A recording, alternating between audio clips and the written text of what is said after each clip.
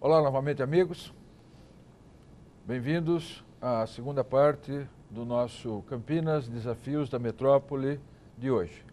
Um programa especial porque ele constitui a versão televisiva e eletrônica do 7º Integrar, Encontros de Administração, Comércio Exterior, Logística e Serviços.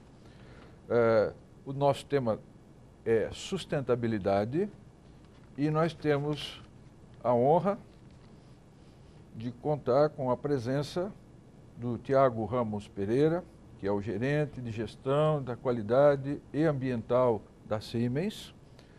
Também com o Alcino Vilela, analista de comunicação e de responsabilidade social da Electro, nosso convidado especial de hoje. Fernando von Zuben, diretor de desenvolvimento ambiental da Tetra Pak.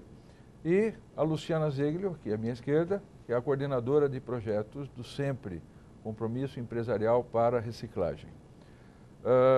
Como disse, retornamos agora nessa segunda parte com a verdadeira integração com os nossos alunos. Essa é toda a ideia do Integrar.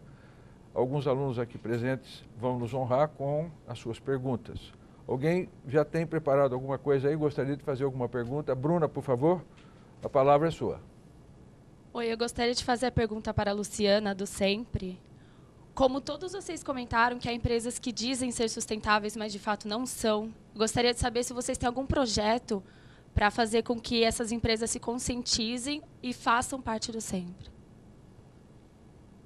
Bom, o SEMPRE, ele tem, eu gostaria de resgatar um pouco aqui a origem, né? O que significa a sigla SEMPRE, que eu acredito que eu acabo respondendo a sua pergunta já, Bruna. O SEMPRE significa Compromisso Empresarial para Reciclagem. Ou seja, é a união de empresas, né, que efetivamente estão com práticas e com discurso concretos em relação à tão sonhada sustentabilidade, e essa sustentabilidade nas questões relacionadas a resíduos sólidos urbanos. E desde 92, que é o nascimento do SEMPRE, somamos indústrias, empresas, né, interessadas nessa prática e nesse discurso. Então, todos que participam do SEMPRE e mantêm o SEMPRE já têm isso no seu DNA e no SEMPRE também. E fica também o convite para que outras empresas que não participam ainda dessa proposta, a partir do momento que tenham isso não somente na prática, no discurso, mas queiram praticar isso, né, concretizar, a atuação junto ao SEMPRE. Então, é o DNA mesmo do SEMPRE e uma resposta nesse caminho do setor privado para algumas dessas questões. Todos são bem-vindos. Muito bem-vindos. Quanto mais mudanças de atitude, é o melhor futuro, é o melhor presente. Que bom. Gostaria de deixar todos nós à vontade para a cada resposta de um convidado. Se alguém quiser complementar ou fazer um contraponto ou mesmo discordar, por favor. Estamos num ambiente universitário, aqui é o espaço ideal para a controvérsia, né? E até mesmo para a contradição, ok? Eu gostaria só de por favor, complementar a Luciana. Hoje o SEMPRE está presente não só no Brasil, mas temos já em vários países da América Latina e também da Ásia unidades copiadas, né, do SEMPRE Brasil. Então, teremos agora um grande encontro mundial de SEMPREs na Tailândia, no mês de novembro, onde discutiremos todas essas questões de sustentabilidade agregadas à coleta seletiva e ao resíduo sólido urbano, porque a realidade nesses países ela é muito semelhante à realidade que nós temos no Brasil. Isto é, uma quantidade muito grande ainda de resíduos sólidos urbanos enviados para lixões a céu aberto, contaminando o ar que respiramos e principalmente a água que bebemos. Então, a proposta do SEMPRE também está gerando uma série de SEMPREs em vários países do mundo. Interessante. Agora, deixa eu fazer uma pergunta que deve instigar, assim, deve nos provocar, assim, reflexões mais profundas, mas para qualquer um de nós. Existem países ou empresas, em alguns países, que usam países menos desenvolvidos ou em desenvolvimento, ou emergentes, como queiram, para lá executar seus processos menos sustentáveis ou mais poluentes? Existe esse tipo de coisa? Vocês entendem que existe? Eu entendo que existe. Como é que eu sempre, e algum de vocês, veem essa questão? Bom, eu acho que exatamente isso que você comentou está sendo muito divulgado através de um vídeo que está na mídia agora, que se chama The Story of Stuff. Então, a narradora desse vídeo, ela fala exatamente disso, se referindo ao mercado norte-americano, né? Falando que os Estados Unidos agora está transferindo as suas atividades, as suas operações poluentes para países de terceiro mundo ou países em desenvolvimento. Eu posso falar em parte da minha empresa, que é uma empresa de matriz europeia e que tem fábricas em países nos BRICS. Na Siemens nós temos metas globais de aumento da eficiência energética nas nossas plantas, de redução do consumo de água, de redução da geração de resíduos e de redução da utilização de insumos no processo produtivo. Não importa o país onde isso esteja ocorrendo. Essas metas são aplicáveis a todas as mais de 190 localidades da Siemens no mundo. Muito interessante. Nessa linha, professor, eu queria destacar 3 exemplos do que acontecem hoje nesse mercado global, principalmente no que tange a questão da sustentabilidade. Um exemplo recente foi a questão da exportação de lixo que ocorreu aí em containers para o Brasil. É um caso recente, foi muito polemizado.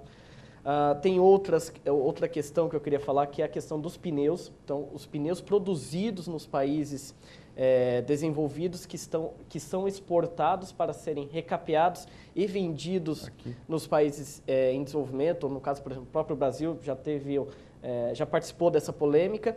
E quando esse pneu recapeado chega ao fim da sua vida útil, ele fica aqui no país em desenvolvimento, e não lá onde ele foi produzido. É a sucata da sucata, né? A sucata da sucata, e fica aqui para a responsabilidade da gestão do resíduo acaba sendo do país que recebe esse pneu que foi já utilizado lá. Um passivo gigantesco para o qual nós não tivemos um ativo correspondente, né? Perfeito. Exato.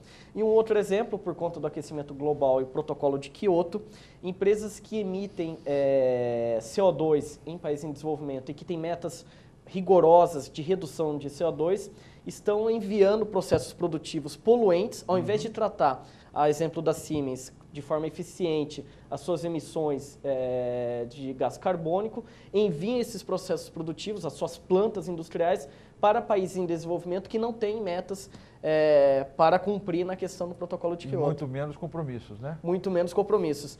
Esperamos que agora, com a reunião que ocorrerá em Copenhague, que retoma aí toda essa discussão do processo do aquecimento global, que foi até mesmo um pouco apagado por conta da crise econômica, essa questão venha à tona novamente e coloque ordem nesses indas e vindas econômicas aí. Excelente.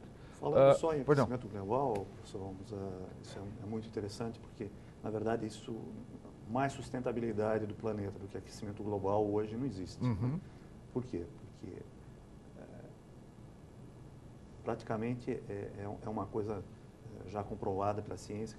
A Terra realmente está passando por um novo sistema de aquecimento, e é um sistema artificial. Ele não é o normal, que ocorre a cada 10, 20, 30 mil anos, 100 mil anos, mas sim é uma coisa feita pelo homem. Feita em grande parte hoje, 34%, 35% hoje do aquecimento global vem da queima de carvão para geração de energia elétrica. Né? Felizmente o Brasil não tem esse problema, porque boa parte da matriz energética nossa hoje é hidráulica. Né? Entretanto, o Brasil tem um grave problema em termos de aquecimento global. Né? Nós somos hoje o 4º ou 5º maior emissor de gases de efeito estufa no planeta, e 75% desse gás vem basicamente da queima da floresta amazônica e do cerrado. Né? Então, não é uma questão industrial, não é uma questão de automóvel, ou não é uma questão de geração e distribuição de energia elétrica. O pessoal está tocando fogo na floresta mesmo. Queima da energia elétrica, da floresta. E essa floresta, na verdade, representa menos de 1% do PIB brasileiro. Então, nós estamos aquecendo o planeta, destruindo a civilização, né? A troco de nada. É preferível que se dê 1% do PIB a essa população, mas que ela pare de queimar a floresta. E boa parte desse material, ele é queimado para a produção de carne e para a produção de madeira. E 50% dessa carne ilegal e dessa madeira ilegal é consumida no estado de São Paulo.